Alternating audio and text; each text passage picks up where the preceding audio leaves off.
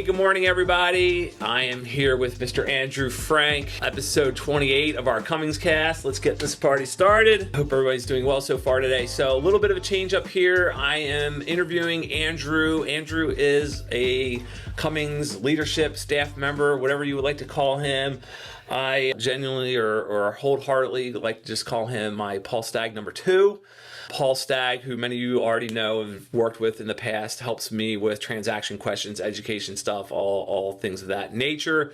And then recently, I guess, how many months ago has it been since you stepped into this role? I think like 7 or 8 months. Yeah, okay, so we're moving along, we're cruising along. So, because we're so spread out, so many different people, so many different office locations, I thought this would just be a better way for you guys to get a little bit of a background of Andrew, get a sense for him, so that when you do have a question or need something, a little bit more of a softer touch, getting to know you. So, Andrew, if you don't mind starting out, how old are you? I am 43. I had to think for a second. Yeah, 43, okay. Yeah. I would picture you maybe 33, no offense. That's a good problem.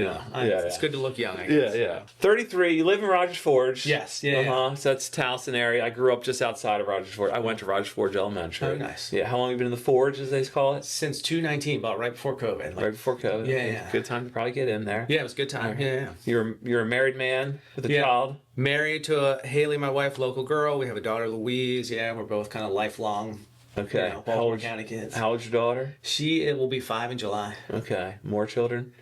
We'll see. Okay. All right. And your wife's mom is a real estate agent, correct? Yeah, she's a realtor. Karen Hubble-Bisbee. Yeah. Lynn Black. Karen, great agent, great team. Yeah. Lynn is a great agent as well. Yep.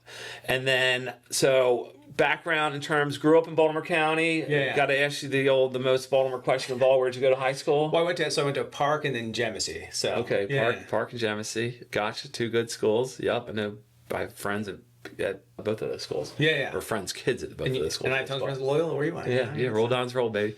Park, Genesee, college. Yeah, to Towson University. Me too. Yeah. All right, there you go. Go Tigers, yeah. There's a lot of Tiger pride in this podcast room. Yeah. Over the past couple of years we've been doing this. And then major? Business administration. All right, that's what I should have done. I did education, which, I don't know, helped me some way, shape, or form, I guess. Yeah.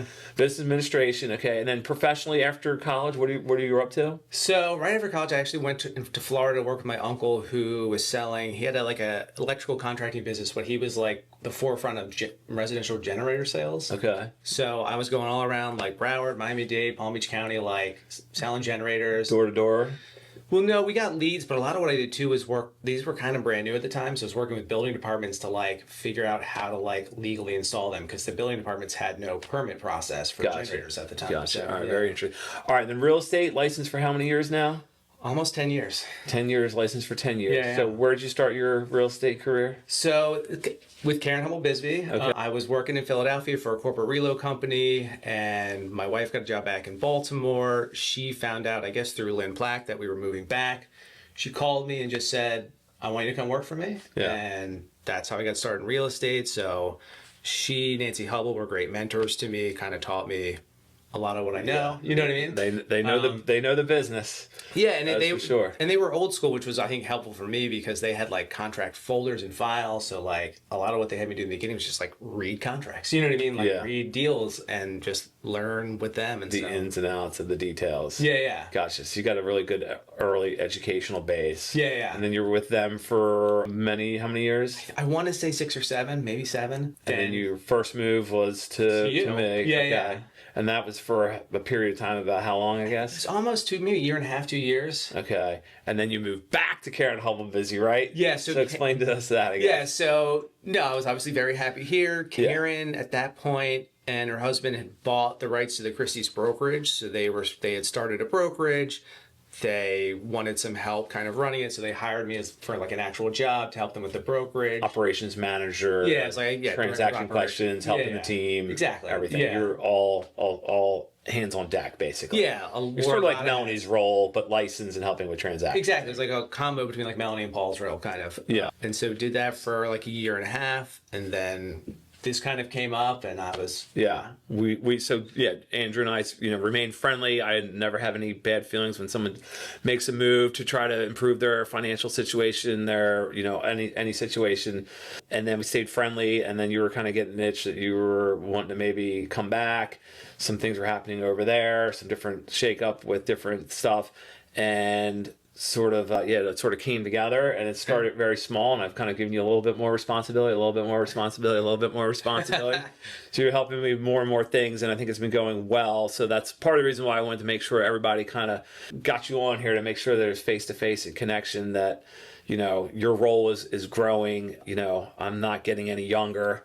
You're younger. So I need the help. So, I guess a little bit of like your thoughts on, your time with me in this new role with the education, the deal question stuff. Like, what are you kind of seeing that you're doing great or helping, and seeing that agents are doing well or not doing so well, I guess? I think, our agents are great at what they do. I think, because we have so many agents in the volume of deals, a lot of times agents just get in complicated situations, and getting to help them is really I really enjoy it. I like seeing unique stuff, and I think it's been nice for me because I have a lot of expertise in kind of complicated deals from working with Hubble Bisbee, and so it's been great to be able to share that knowledge with other agents and help where I can. A lot of times agents that we have, they know what to do, but they just need someone to bounce it off of. Do you know what I mean? Sure. So that they confirm they're doing the right thing. Second opinion. Yeah, exactly. Sometimes it needs to be talked through for a couple minutes, or sometimes it needs to be talked through for 15 to 20 minutes. Yeah. To strategize and make sure you get the right response back to the client or the agent on the other end, or whatever it may be. No, totally. Yeah. And I've always been a big reader, and I like to keep up with what's going on. And as you know, everything's constantly changing with our contracts and real estate. And so, I don't sell as much as most agents, so the agents who are out there crushing it maybe don't have the time to stay up on everything, and so it's easy for me to help them kind of stay up on top of the stuff that's really important and kind of dig through the weeds. Yeah. Is there one transaction question that sort of keeps coming up more and more as you get into my role? The conflict resolution for me, having someone like yourself and Paul, needing the second person, because, when it was just Paul and I, it's basically if Paul wasn't immediately available, I was getting the phone call, the text, the email, and it was just, overwhelming as I've tried to manage all the facets of the business. So having you, it's been nice to sort of take a little bit of the pressure off of me, that there's, two eggs sort of to go to before it lands into my lap or whatever. But is there anything that you sort of seeing over and over again, whether it's deposit disputes or home inspection stuff? Any of that stuff, or advice, I guess? Yeah, I think the two biggest issues that I see are deposit disputes, because as a whole, while they're very common, most agents don't see them more than hopefully once or maybe twice in their career. So while Paul and I and you see them all the time, a lot of the other agents don't. And so they can be a little complicated depending on how they start. So that's a very common one. I think everything going on with the off-market stuff has definitely caused a lot of confusion, so a lot of questions about that. So my one piece of advice to agents about deposit disputes is just never tell your client they're going to get the deposit back, because we don't decide. And I think that's a big thing is, agents, they're very protective of their clients, and they think their clients are right. And even if they are right, it just we still don't get to make that decision. And so we just have to follow the process. And as you know, there's several processes that is depending on how it starts, but you just have to follow the process. So that one's always been the one where I wish I could just put an answer and say, this is how you how you do it, this is how you fix it. But every single one has its own unique sort of situation, which is also which makes this business interesting, keeps you on your toes, because it's not just black and white every day. No. There's a lot of gray, and that's where our clients need us to guide them through the gray areas and make sure that they're looking at the big picture, the final goal. I'm always trying to tell people, don't focus on this $300 or $400 dispute. Focus on making sure your client understands, that getting the house is going to be more important at the end of the day than winning this small little battle. Sure. Yeah. Other advice, suggestions, things that you're seeing, background of yourself that you wanted to share with us today? Not really. No, I just, the advice I give to all our agents, I think, because when they get upset or angry, is just to remember that we're not attorneys, and our goal is to help people buy and sell real estate. And if you just keep focused on that, things don't have to be acrimonious. You know, I'm a big believer in you catch more flies with honey than vinegar. Yes. Just try to keep everything copacetic and close deals and sell real estate. You know? Yeah. I mean, I've learned sometimes, you know, when you get worked up over someone sending you a email or something that's just contentious, is just to breathe and settle and not respond. Yeah. I get a lot of crazy emails nights and weekends. It seems like all the crazies come out when maybe they've been sipping on grandpa's old cough medicine or whatever it is they're doing.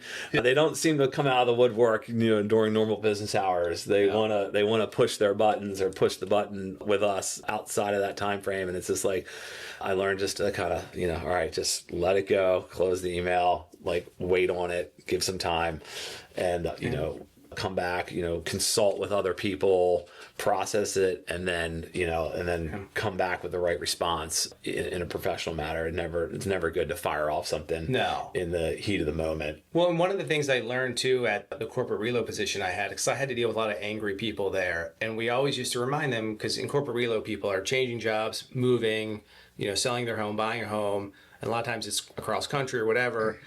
And I think there was a psychological study where basically like 3 of the most stressful things you'll do in your life are move, you know, change jobs, or get married. And so selling your home and buying a home is one of the most stressful things someone will ever do in their life. And so naturally tensions can be high. And so to your point, it's just like remembering that it's okay if you're stressed out, but try to just, you know, relax, calm, maybe don't respond to emails right away if they're intense, and just think about it and that kind of stuff. Yeah. Well, I hope this gave you guys a little bit more insight to Andrew, his background, his experience. He's been doing a fantastic job, as well. Paul is as well. But an additional resource for you guys whenever you need him. It takes a lot of pressure off of me to kind of keep looking at the big picture and trying to get some of these different things that we're working on around the office squared away. So again, you can find Andrew on the website. You know, we have a staff member leadership profile on the dashboard of Agent Tools that has everyone's, you know, direct phone numbers from the office as well. I don't put a lot of cell phone numbers on our website because I don't want my staff members getting recruited or crazy clients calling them at 2 in the morning. But you can find Andrew's number online on Agent Tools. And if you got any questions for him, please reach out. And I appreciate you guys taking time to watch this today. Have a great rest of your day. Thank you.